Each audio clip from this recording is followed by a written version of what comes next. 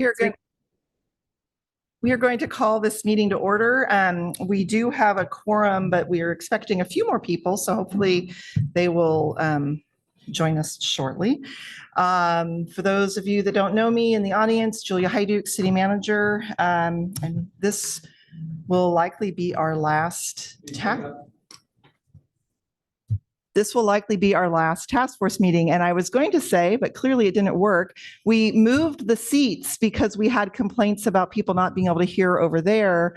And there's speakers there. So we thought that would work. So I don't know, for those of you over there, are you able to hear pretty well? So you might want to move over there where the speakers are better if you're having a hard time hearing.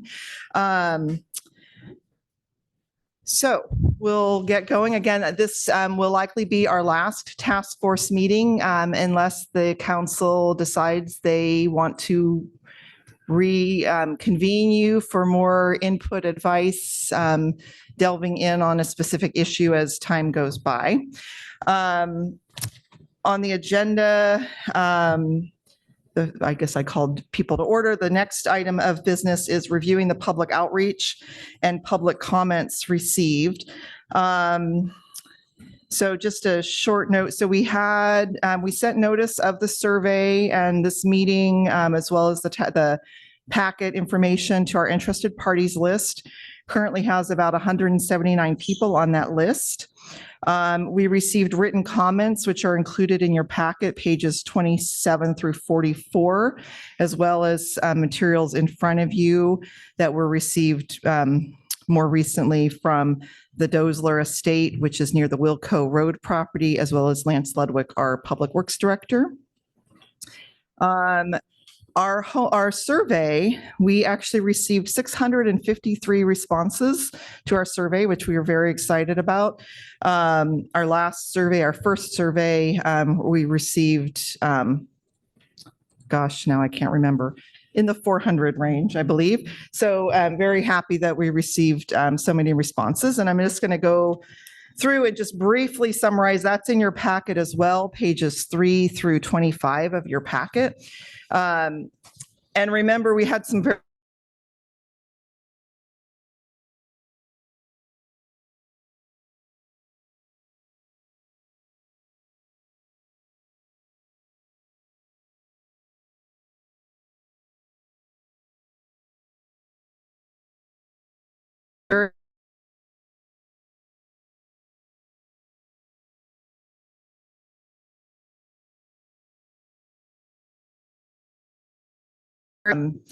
on the question in the survey, the first question in the survey basically posed of the following locations, which do you, of the following three locations, hi Tricia, we're just getting started.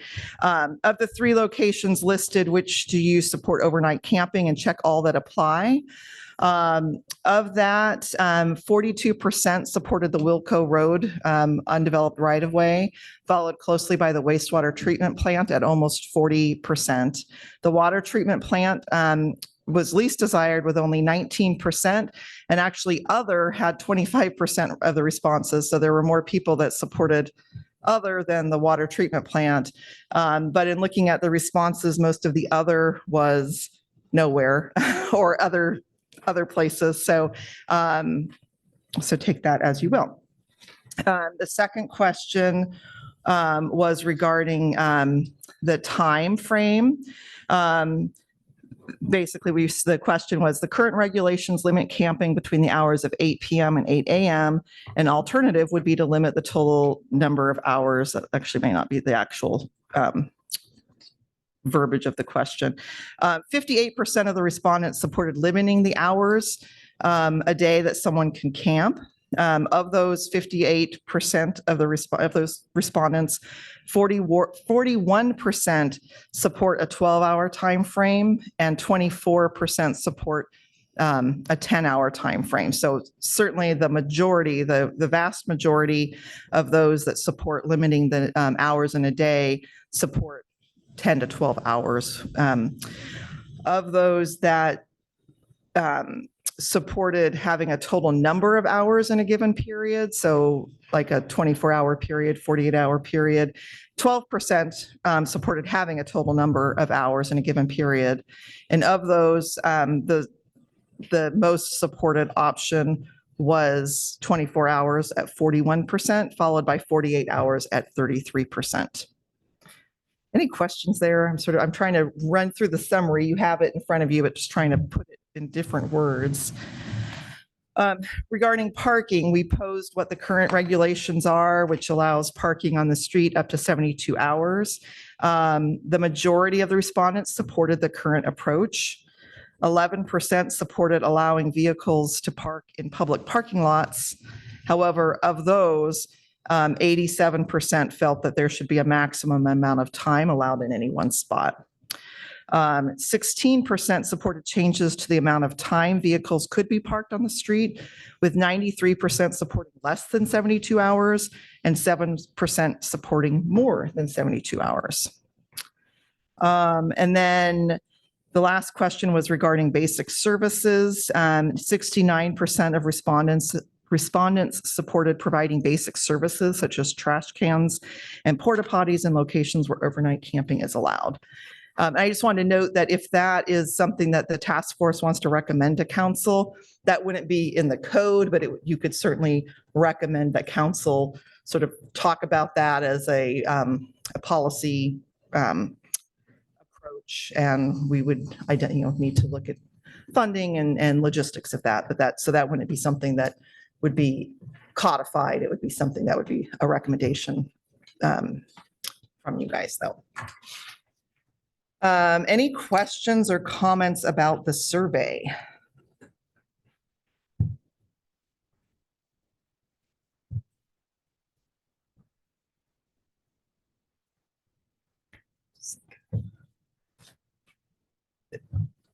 Just, I'm making a note because there's somebody in the audience that very politely, and I appreciate it, raised their hand. There will be an opportunity for public comments in a second, and you can ask questions then. So I'm just taking another moment because it's a lot to digest, and if you didn't print your packet out, you might just be kind of looking at this for the first time.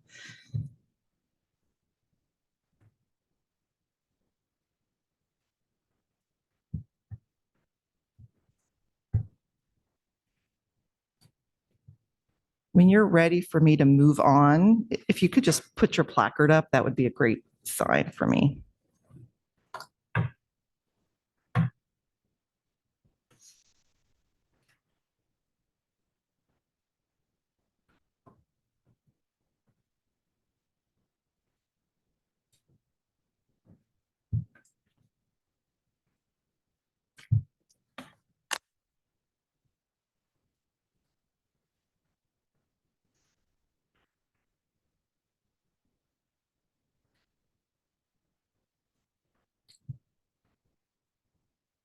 All right, I'm going to give you about 10 more seconds.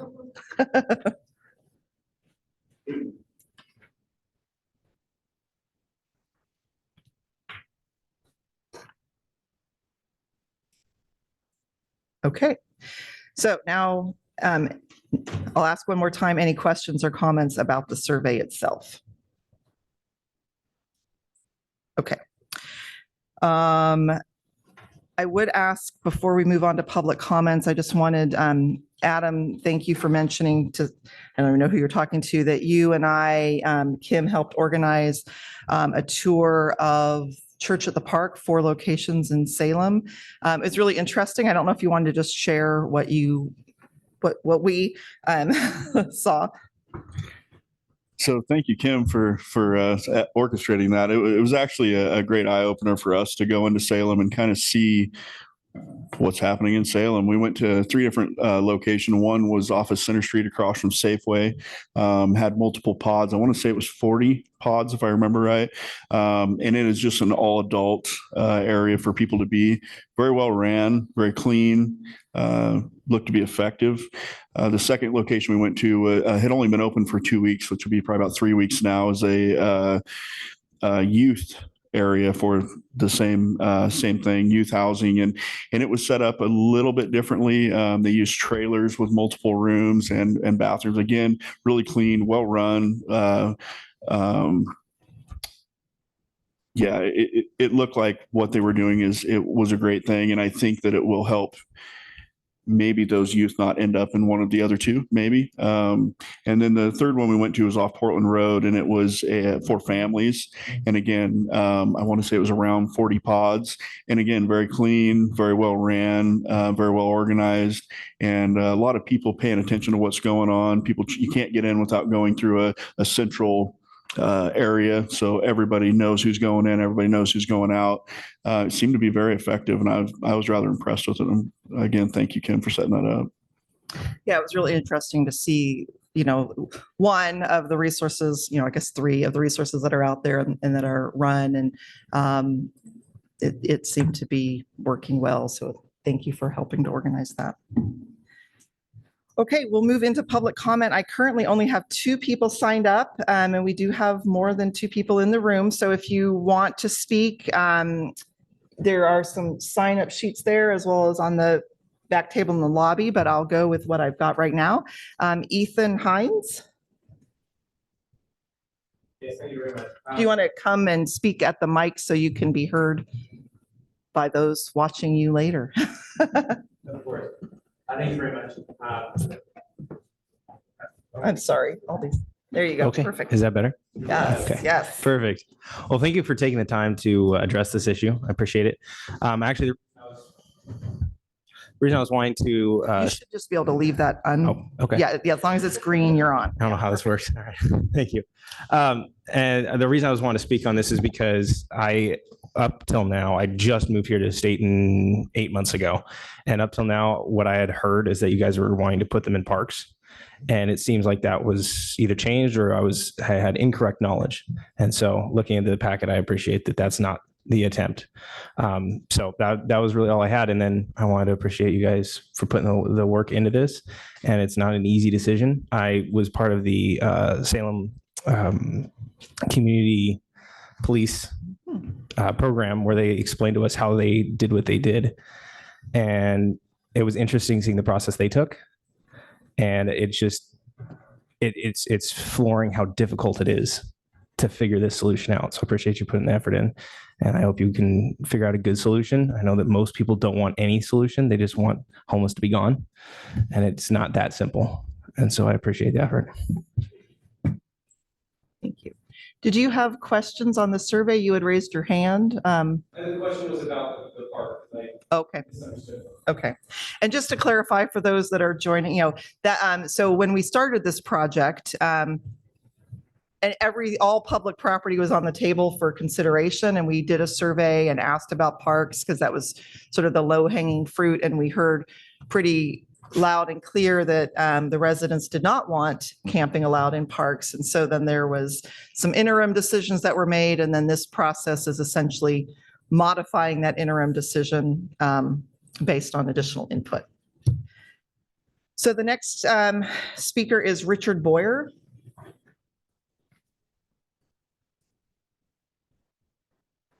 Yes, I spoke. Can you speak that? Yeah, perfect. Yeah, I spoke to you on the phone a while back, and then I sent in a letter of concerns. I don't want to repeat those concerns necessarily, but I'm speaking on behalf of NORPAC Foods and really discourage selecting the site that's behind the waste treatment center because of obvious reasons to me anyway. But anyway, thank you. Thank you. And Mr. Boyer's letter is on page 43 of the packet, if you wanted to refer to that. Is there anybody else that wanted to speak before the task force discusses? Yes, come on. Aaron Frichtel. Yeah, thank you. Thank you.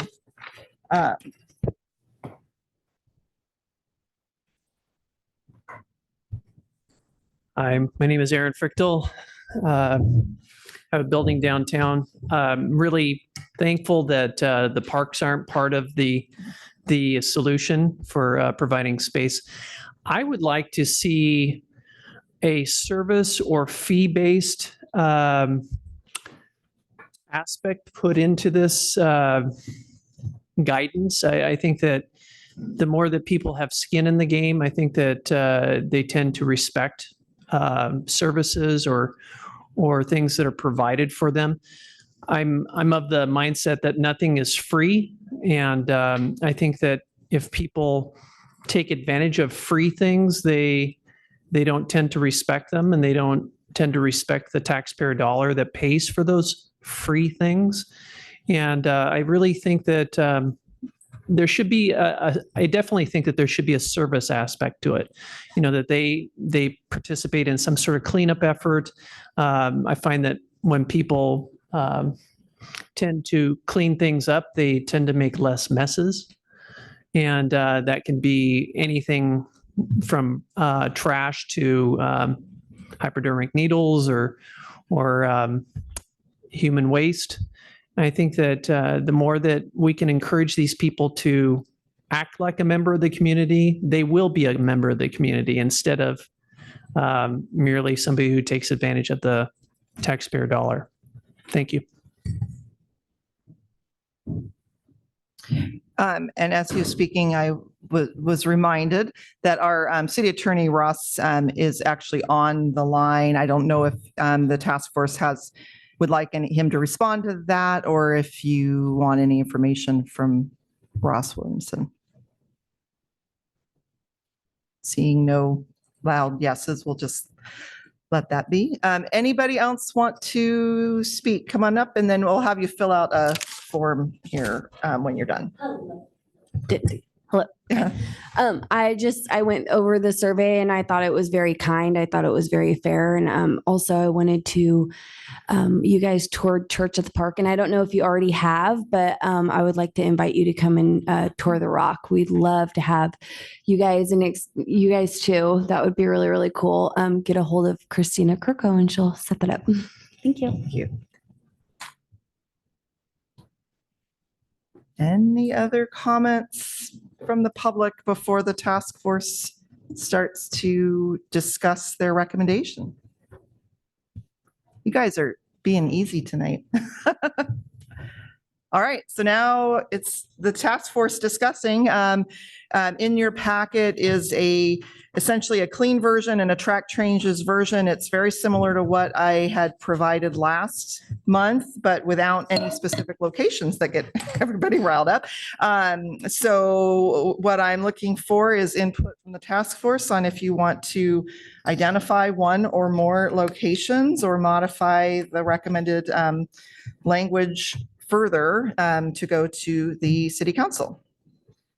We'll start, oh my goodness, you guys are all, we'll just kind of go around the table this way. So Adam.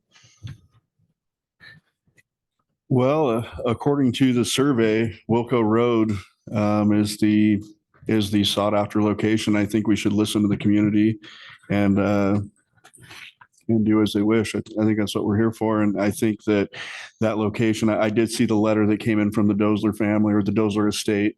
I happen to know that property well, and I know where the Dozler homestead is. It's a long ways from, I mean, we're talking here to the police station or further from the home to the area we're speaking of. I do think that a fence needs to be put up, but I definitely think that is the best location. And I think not only for my own thoughts, but because that's also appears what the folks in the city would like to. David?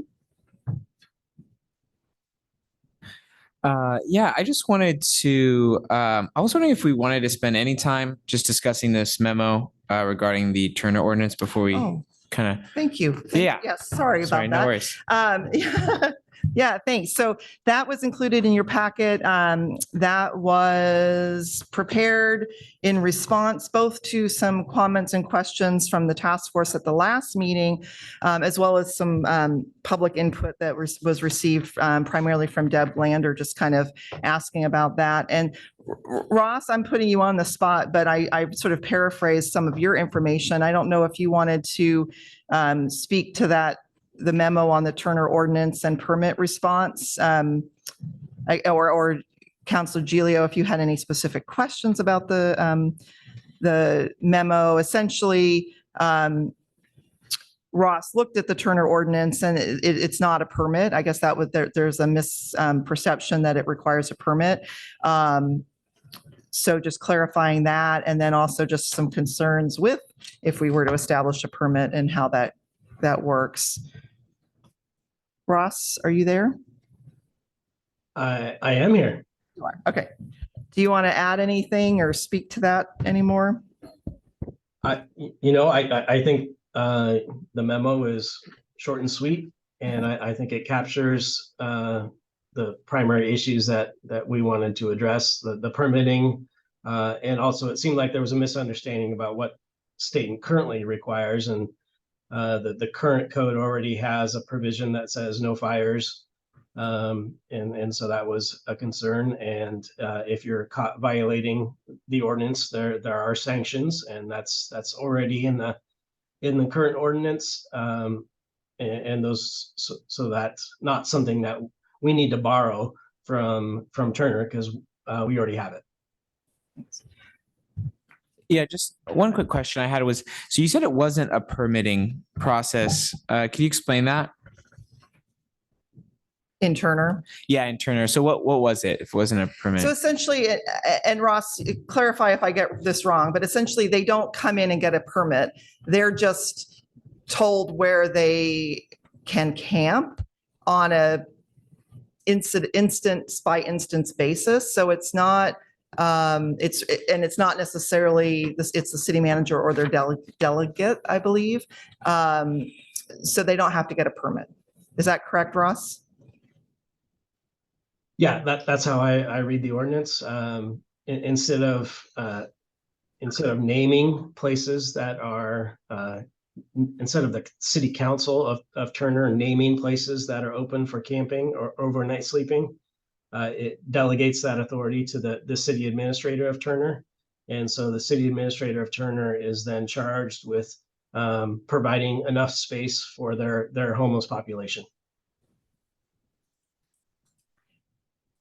The way I see, I mean, again, it's a little unique because Turner doesn't actually have any homeless, at least that's based on what the council record said. There are no homeless individuals in Turner, so it's a little bit of a hypothetical. But in that situation, I would imagine that if there was somebody in a place that they could not be, their officers or whomever would contact the city. I mean, they'd have to provide some sort of answer in that moment if they're going to enforce that location.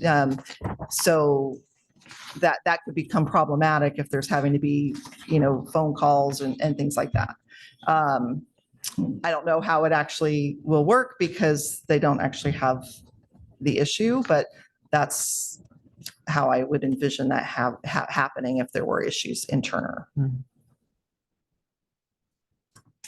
One other thing that I was noticing, and I'm not sure if we have similar language, I think we might, but when we compare like the conduct of the persons in a sleeping space site and sleeping at a sleeping space site, there seems to be some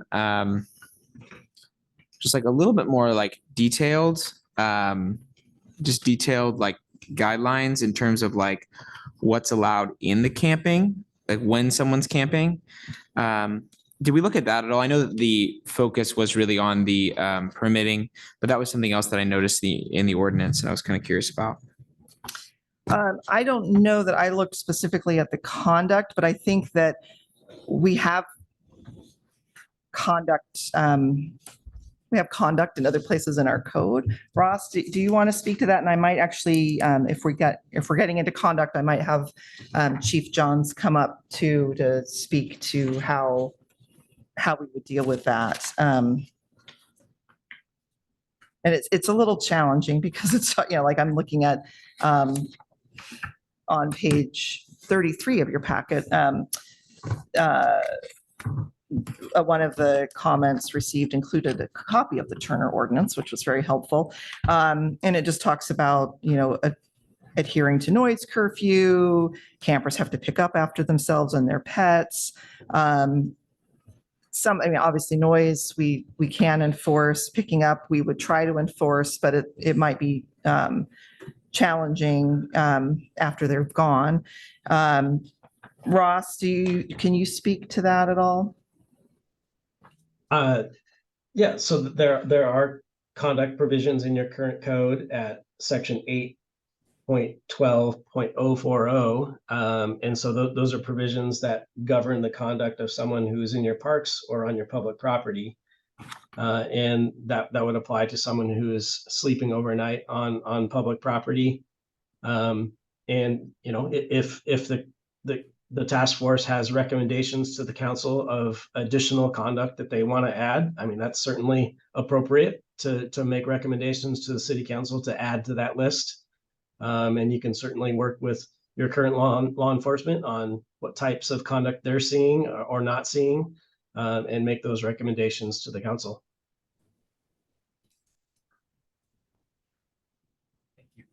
So I'm going to continue around the table. Ben, do you have comments or questions on or anything? You have your placard up. Sorry, that was before. Yeah.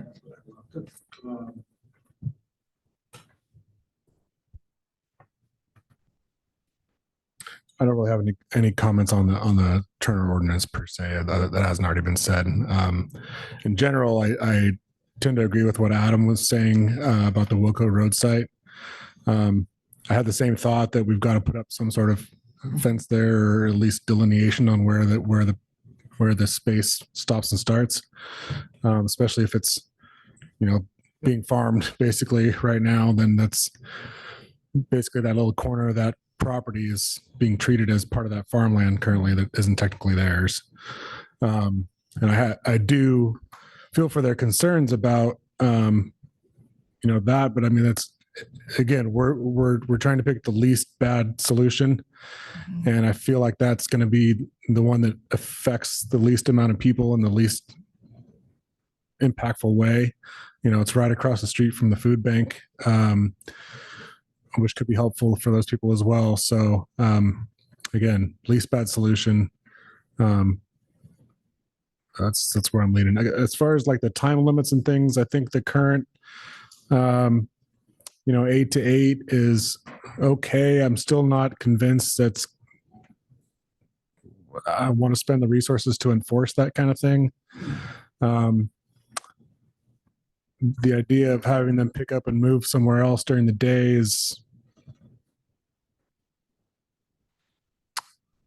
doesn't seem very, I'm trying to find the word. The word here, but it doesn't seem logistically sound. If I was one of those people, you know, where am I going? Am I just wandering down and standing around the McDonald's parking lot all day, or am I going into the Ross parking lot, or am I, you know, walking up Locust, or, you know, towards the school? Where am I going during the daytime hours? And as we were informed of by all the service providers that graciously came and spoke to us, you know, it's a lot. It's very helpful to know where these people are to get them in services and get them help and get them potentially off the street. And if they're in unknown places for daylight business operating hours, that's going to make it real hard for them to get the services they need. And I don't see a lot of, you know, they're going to be, I think it's a hindrance to getting them into those services, whether they want them or not, or are willing or not, is a different question, I believe. But again, additional enforcement resources that I don't think we have. So that's my opinion on it. Steve? I'd just like to echo, I already had that in my notes today. We've heard that over and over again. Access. We're serious about that at all. I think we have to have some kind of flexibility in some of those hours where we can actually have people stay put long enough where they can be intersected with, maybe perhaps given some help. David? Yes, I just want to say on that question, I would voice my support, which I think is pretty well known at this point. I think that the public spoke pretty loud and clear on that, almost at 60%, supporting limiting the hours during the day. I think that last week, actually, a representative from The Rock testified that that having a daytime camping ban would not make it impossible for resources to get to homeless individuals. I actually probably support increasing it a little bit to maybe that 10-hour time frame, just because if I look at there was about 60% that would have been up 10 or less, right? So you had about 40% who was at that 12-hour, but then you had 60% that were at that 10-hour time frame or less. So 10, 8, 6. If you put that all together, that would have been about that 55% who was saying, hey, we want to go a little bit less than 12. So that's what I would be supportive of. I think it does provide a really good way to be able to hold some folks accountable as well, because I think that you can actually hold people accountable for picking up after themselves and for keeping a clean campsite and for things like that. So that's the stuff that I would be looking for on an enforcement side. That also goes to, I think, a public comment that was heard a little earlier as well. Thanks. Kim.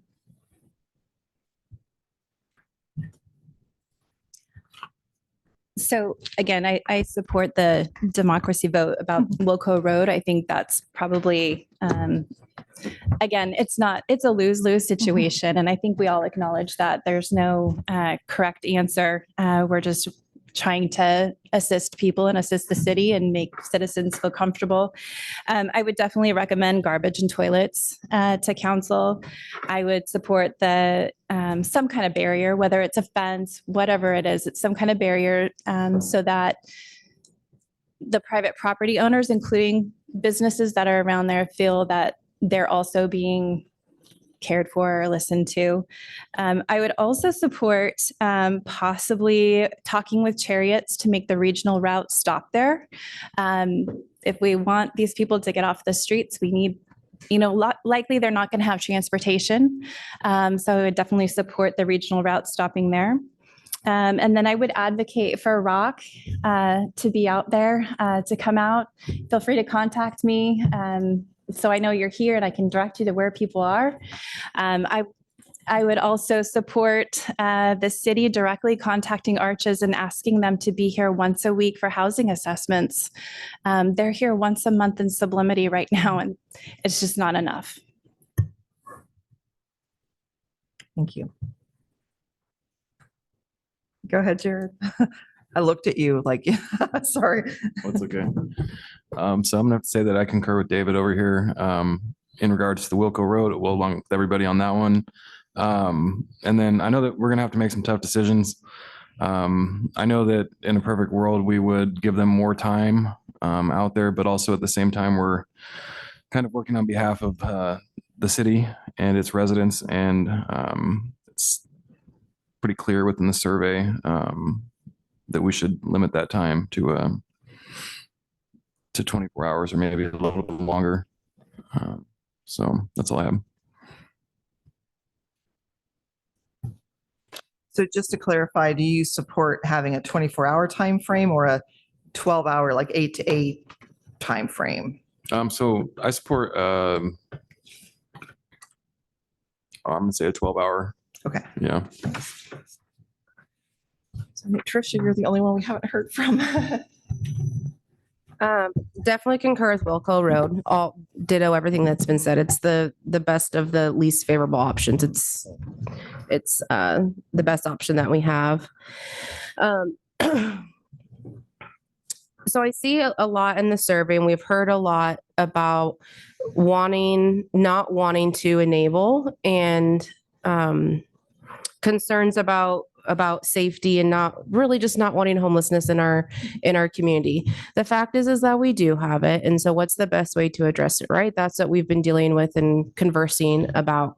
And I see that there's kind of a dichotomy. So on one hand, we see responses and we hear limit the amount of time that they have. We don't want them. And we don't want to deal with it. But the way to deal with it is by addressing it and facing it and coupling compassion with services. And so I've talked about it before, so I'll keep my comments brief, but I do not support the ban during the daytime. really for two reasons. One, it's not logistically sound, like Ben was talking about. How are we going to enforce that and manage that with the resources that we have? Like logistically, take all emotions out of it. How do you hold someone accountable? If we're talking about accountability, who's managing that stop clock and is there at 8 a.m. and 8 p.m.? Like who's doing that? And if we're not enforcing it, then why do we have it, right? And we've talked about that in our early days of these conversations. So the logistic part of it. But then the other side of it is access to services. And so if we want to end homelessness and we don't want homelessness in our community, services is part of that equation. And services need access, and those experiencing homelessness need access to the services. And if you look at the times, we're having them dispersed during the hours of operation of most services. So it just doesn't match up. So I see some dichotomies and some conflicts. And so I do not support having a ban or a time frame during the day where they have to pack up and move. I am interested in the conversation, and I'm looking at the survey and the wording to make sure I'm understanding it right, in the total number of hours, whether they can be at the site for 24 hours or 48 hours continuous, if I'm understanding that correctly. To me, that might be the best compromise, and that they're not having to pack up during the day for many reasons.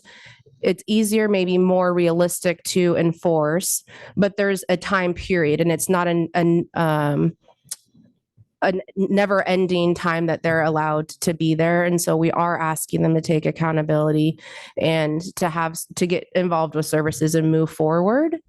I feel like that for me is the best compromise out of the options that we have. Go ahead, Steve.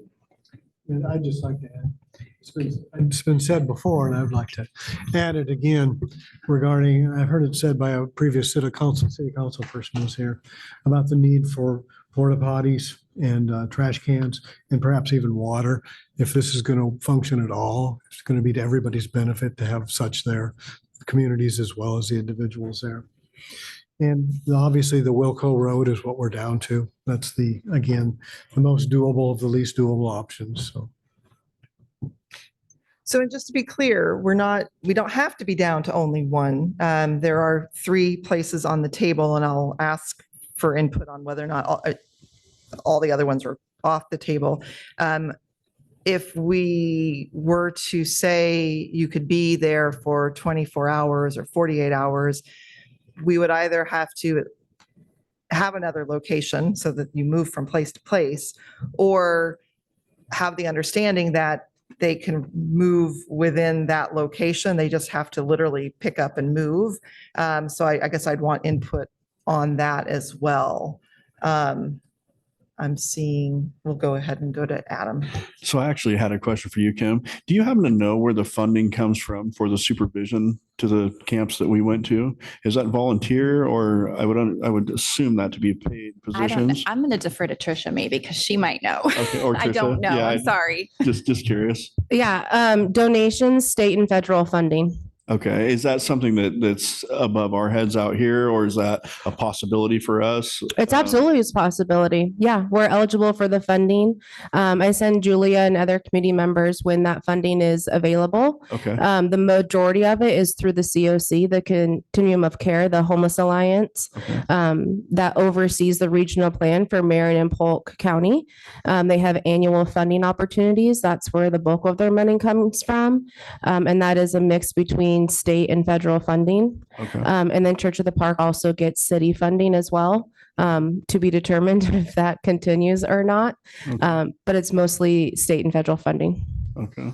So just a question for the task force. What are your guys' thoughts on, it sounds like one of the things that we're dealing with is the lack of oversight. If we want to do this 8 to 8, if we want to do, anything we want to do out there, there has to be some type of oversight to have that accountability. And I mean, is that an option to push for funding to have folks down at this Wilco Road site paying attention to who's coming through I don't know if you want to have a gate or an opening or whatever you have, who is coming into the area and who is leaving, when they're leaving, how, because that was one of the things at the 3 Salem sites. They were considered low barrier. And so that means, obviously you probably know, but to folks out there, basically that means that if you're an alcoholic or you're a drug addict or whatever it might be that you have issues with, what you do off the property is your business. What you do on the property is not just your business. Your conduct when you're at the facility, it matters whether or not you get to stay. If you come in drunk and you mind your own business and you go to bed, well, that's probably not a big deal. But if you come in and you cause a disturbance with other folks there, you got to go. And that seems to be working out pretty well from what we could see. So I just wonder if looking into funding for oversight for that site over there would be a positive in this venture. So I would say that the task force certainly can make a recommendation to council on that. We haven't been talking about a managed camp. That what you're referring to is truly a managed camp. And we've been really talking about more, it's prohibited all these places except for here. And so there's a real difference between that. But ultimately the task force can make recommendations. But that's not necessarily going to be in the code. So we can follow back up with that. The conversation will go ahead and go to David. Yeah, I would just say in kind of reference to what you were saying, and also just reference the conversations. I personally, and I know that I may vary from the task force on this, but I do think that when it comes to where I feel like the people in the community you're at, I do not want to see anything that resembles an established camp. Right. I don't want to see anything that resembles an established camp, and that we have the ability to do.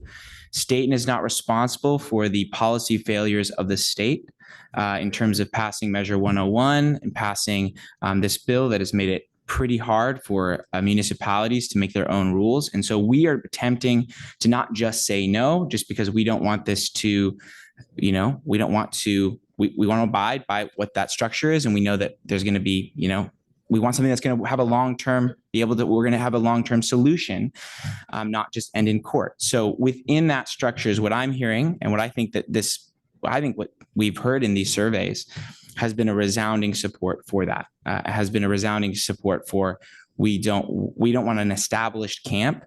We want a place where people can sleep, and that's what I would support. So even going further, and I know that since there are some of these choices where some other people are disagreeing with the survey, the one I would disagree with is I would not support providing basic services at this time because I don't want it to look like an established camp, and I don't want to draw unnecessary attention to that place. And I don't want us to point out where it is either. I want us to say these are the places it's prohibited, and if someone is able to find that, that's great. But I don't think that our policy should be directing someone to an established camp. And so that would be where I would stand on these questions. And so I would be very hesitant towards anything that looks like an established camp or a managed camp, because we do not have the resources at a city level to manage a camp. And I think the more that we make it look like a managed camp, the more we're going to be held responsible for that. So just to kind of hone in, I think I've heard pretty loud and clear there is resounding support for having the Wilco Road property be one of the locations where camping is not prohibited. I just want to get a definitive yes or no on the other 2 sites, the water treatment plant and the wastewater treatment plant. David, go ahead, and then your placard is still up. I don't know if it's. I'm pretty sure I might be the only one, but I'm still open to the wastewater treatment plant. Are there others? Water treatment plant? Okay. So it sounds like, so that's clear. Yay. One clear recommendation. Go ahead, Ben. Sorry, Juliet. The one thing I will say is when the wastewater treatment plant and the water treatment facility were suggested, it would have been nice to have Lance's input on those ahead of time a little bit. I think now that we're getting it, it's great to know his stance on it, but the public didn't get that stance before they took the survey. and so I think that it just would have been nice to have that information and Mhm. the repercussions from the person that runs those places, what that would look like, what that would affect, what are the positives and negatives. Just a bit of input there. Yeah, thank you. Okay, so I think there is still some question about, well, let's focus on the code stuff. So right now, the way the code is proposed is in the following locations, which is going to be the Wilco Road undeveloped right of way between the hours of X and Y. I'm not hearing strong consensus so I guess, do we want between the hours of X and Y, or do we want for X hours at a time? Does that make sense? Algebra? Yes, go ahead. Sorry, the only modification I might make is instead of specific hours, if we're going to have a time limit, which I expressed my opinion on as far as enforcement and my consideration, but I'm if we have it, that's fine. We'll have it and see if it works. Would be to modify it just to like dawn to dusk or dusk to dawn, whichever way you want to say it, just because the sunlight hours change so much throughout the year in this part of the country that, you know, if it gets dark at 4:30 in the winter. I'm trying to have Gwen come up here, but she's not seeing me. And so that can affect things. So maybe just call it daylight hours and non-daylight hours or whatever you want. I can't remember your name, but I didn't want you to think I was asking you to come up. Can you speak to that and sort of enforcement? And just as a reminder, right now, the officers are, as they are able, going around to the sites where camping is currently not prohibited, around 8 a.m. to check. There hasn't been anybody there. But can you speak to sort of how enforcement, is it easier to do dawn to dusk? Is it easier to do a specific time frame? Do you have preferences? Right. And again, I'm speaking from enforcement side, so it's a very specific perspective. Some of the other comments bring in other perspectives, but if we have a law or ordinance, specificity is helpful. So if it's dawn, I mean, dawn's pretty specific. We know what dawn is. A time, I think in talking to my staff, like be a little harder to know who's been there for 24 hours, you know, who's been there for 48, if we had something like that. But again, like we work within the framework that we're given on enforcement, but specifics are helpful, and we can drive by at 8, and if no one's there, no one's there. If someone's there, there's someone there. That's pretty cut and dry. I don't know if that helps the answer. Thank you. And again, I mean, that's a very specific perspective and simply based on enforcement. Thanks.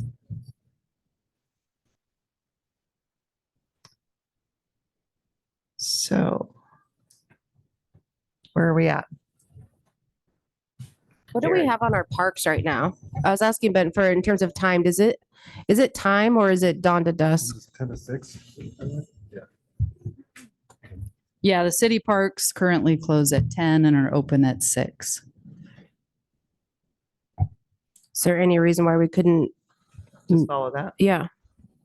That would work. Jared, did you have a contrary comment or? Before that, I was going to say the dawn to dusk, but I agree with that. That works. Okay. And that's, sorry, just clarify, that's 6 a.m., 10 p.m.? Yes. Correct. Thoughts, opposition?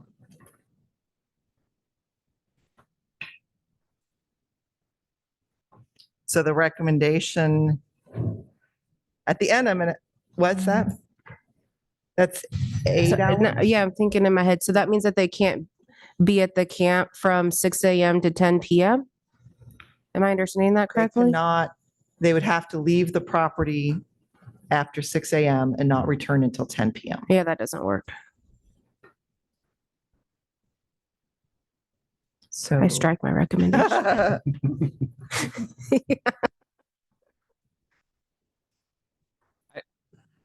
ahead. Go ahead. I don't think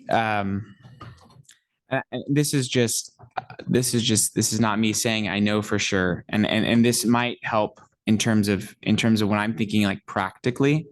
I will say I feel like the political will within the council very strongly at this point supports a daytime camping from my understanding of where we're at. And so I would say it would be a more fruitful conversation to say, let's talk about what those hours are, in my opinion. So right now it's 8 to 8.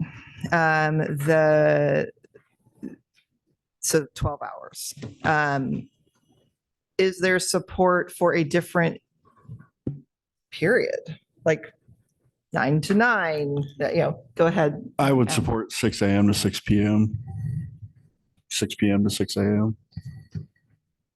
Just because 6 a.m. is a good time to be getting up and going to work. And 6 p.m., gives them a 12-hour period to rest if they are in fact getting up and going to work from that location.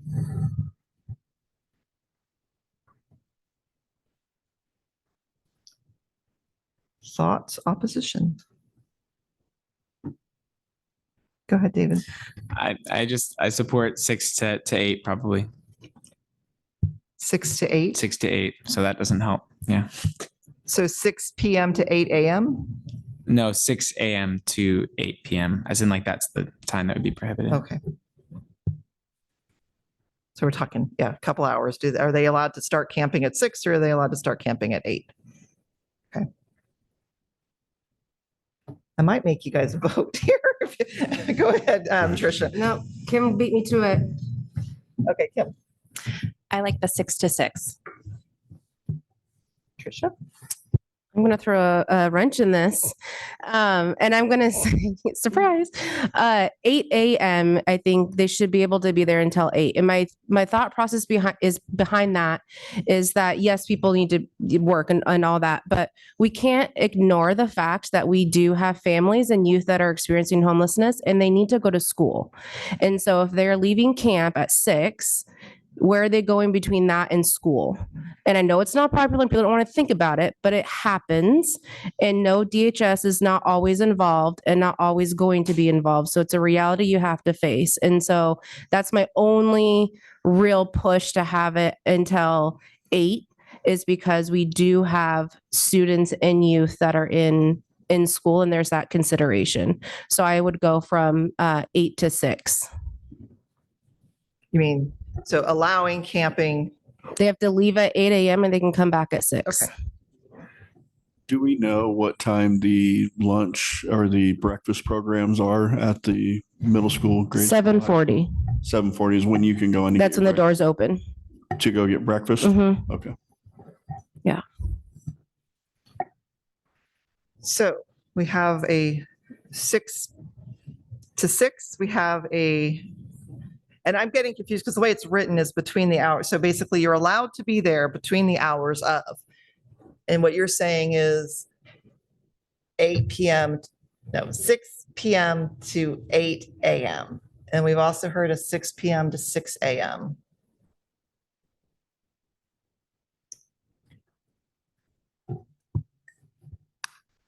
For the sake of establishing a consensus, I'm going to agree with Tricia, 6 p.m. to 8 a.m. I'm going to make you guys vote just because, oh, Jared, go ahead. I can get behind that too, for the sake of kids.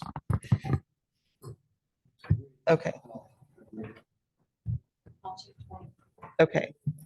So the consensus appears to be 6 p.m. to 8 a.m., which is 14 hours. Just saying. Okay. Go ahead. My last thing is just, I think the survey Yeah, I think that the survey, that wasn't even given an option for Right. people to vote for. So I would be very uncomfortable saying we should do anything shorter than what was given as an option. And so even 8 to 8 would be much better in my opinion. But if that's the consensus, I'll be objecting, but obviously that's the consensus. Okay, nobody wants to change their, okay, so we've got Wilco Road, recommendation 6 PM to 8 AM is when they are allowed to be on the site. That is basically the only code amendments that you would be proposing. There was also some discussion about recommending to council just the concept of basic services like a porta potty and garbage. Let's talk about that. Again, that's not going to, it's up to council. I mean, all of this is obviously up to council, but council would have to allocate funds and, we'll have to kind of talk about how that actually happens. But a recommendation from the task force has weight. So is there a desire to make a recommendation one way or the other? I recommend that the council explores it with budget and see what are the costs, what are the logistics around it. And I'm thinking from the health and safety perspective. So yes, we're not at the spot where we're discussing or thinking or imagining a managed camp. That's a discussion for another day. But simply from the health and safety perspective of our community members, which includes those experiencing homelessness, I think it needs to be explored and vetted out and discussed.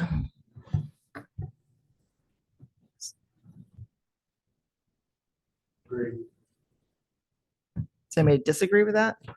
You agree? You disagree? I disagree. Okay. You'll have an opportunity to speak. So other than David, does anybody disagree with that? Okay, so the consensus is to recommend to the council that they explore the idea from a cost and health standpoint. Okay. And then I feel like there was one other that we had talked about recommendation. Was that, what am I missing? Was there anything else that we had talked about? Oh, well, yes. Okay. So Kim's suggestion on supporting Asking Chariots to add regional routes and advocating to Arches and Rock to come to the city. So not establishing services necessarily, but encouraging them to come bring their services to the people that are here. Is that? Go ahead.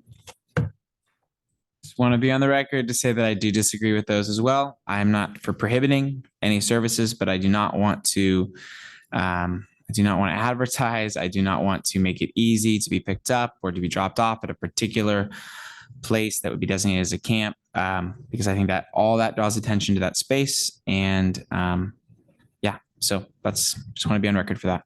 And I will in the next meeting, obviously. Adam, you still have your placard up. Is that intentional? Okay. Anything else? You guys worked really fast today. Usually we're only an hour in. So I feel like we got through. So you're recommending to council the amendments that are included in the packet with the Wilco Road and the hours that we discussed being from 6 to 8, 6 PM to 8 AM. You were recommending to council to explore the idea of basic services at the Wilco Road location, and to also advocate for services to come to Staten to provide services to the homeless populations in town on a regular basis. Okay. Anything else? Need to recommend the barrier. Oh, that, sure. Yeah, that, yes. Yes. Is there anybody that would be opposed to recommending that council look into providing fencing of that Wilco Road property? I'm not opposed to looking into it. Okay. But I'm not sure yet. Okay. Because it would mark it. But the goal of the fence or I say fencing, but the goal is to just clearly identify what is the land versus what is farming land, Right. right? So it wouldn't have to necessarily be a fence, right? Like it could be another demarcation of some kind. Yeah. That's maybe lower profile. Because the goal is to not necessarily, what I'm understanding, I should not speak for everyone, but not to separate, but just to clearly identify the space. So that doesn't necessarily have to be this giant advertising of a fence. It could be something lower profile, but it clearly marks where that space is and where it's not to protect the businesses and the farming land. Okay. Anything else that you want to recommend to council? So the next thing on our agenda is next steps. And now I'm sort of sad. This is, for all intents and purposes, the last meeting unless council directs staff to reconvene you for further input or consultation. I feel like we're not done at 8. I feel like I've got an hour of you guys still. Huge thank you. This has not always been easy, but you guys have done a great job of being, respectful and super professional. And I so appreciate it, even with slings and arrows being thrown at you. Not literally, but we have some goodies in the back to sort of like celebrate this as our last meeting. And I also just wanted to put a plug in for those of you that might be sad that you're not going to have an extra night meeting every month, that we have openings on our planning commission and our parks board and our budget committee. So if you are just really like wanting to stay involved, we encourage you to do that. So. Yeah, planning commission, parks board, and budget committee. Do you have your placard up? I do, yeah. Oh, okay. I just wanted to follow up on what you were saying, Julia. Like, I just want to say, like, this is probably like the hardest committee ever. And so I do want to just thank you. I know that we didn't always agree on everything, but I just respect you all so much. And just your heart and your hard work on this committee has been amazing. And it takes a lot of courage. It takes a lot of like fortitude and just to believe and to work for what you believe is right. And I think that's so important. And I think that our city is great because of people like you. And I just want to thank you all. And it's been a pleasure serving with all of you. So thank you. Thanks. And with that, I guess we are adjourned. Thank you. I know. What's up with that?